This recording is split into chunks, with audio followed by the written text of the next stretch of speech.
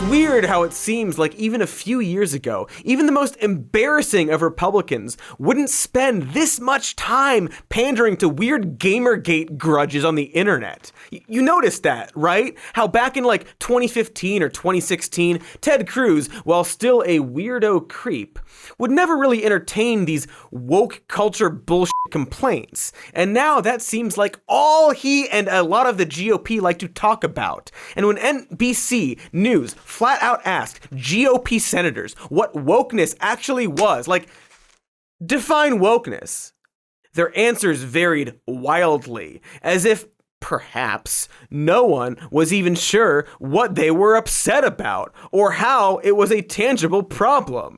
Because it sure seems like the term wokeness has simply replaced the post 9/11 word terror, in that it's a vague boogeyman buzzword that allows Republicans to fire up their base and justify crushing measures aimed at brown people. It's just, it's racism and bigotry. The old hits repackaged.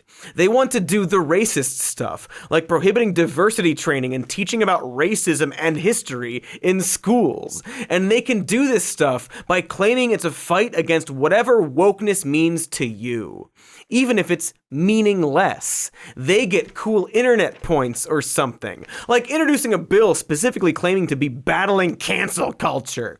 That's a failed GOP bill introduced in California that would make it a crime to turn anyone away from a job based on political beliefs, essentially making political belief a protected class. Now, the first problem there being how incredibly broad that wording is. The second being the California labor law already prohibits employers from firing people based on political affiliations, which is why no one is being fired for their political affiliation. So there's just no reason for this bill beyond a symbolic stance against wokeness. For internet points, I guess? Or do they get like a signed Trump postcard for every time they tweet about cancel culture? I don't know. Maybe they'll let us know one day. And the same way Ted Cruz will prioritize anti-wokeness over seemingly conservative ideas like supporting the troops, this new stance can really short-circuit them when they talk about corporations. You know how a private business has the right not to make wedding cakes for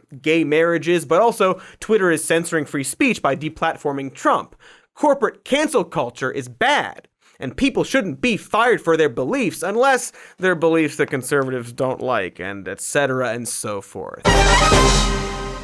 Hey, thanks for watching that clip. Here's the evergreen end plate to ask you to like and subscribe. It's any day of the year where you are.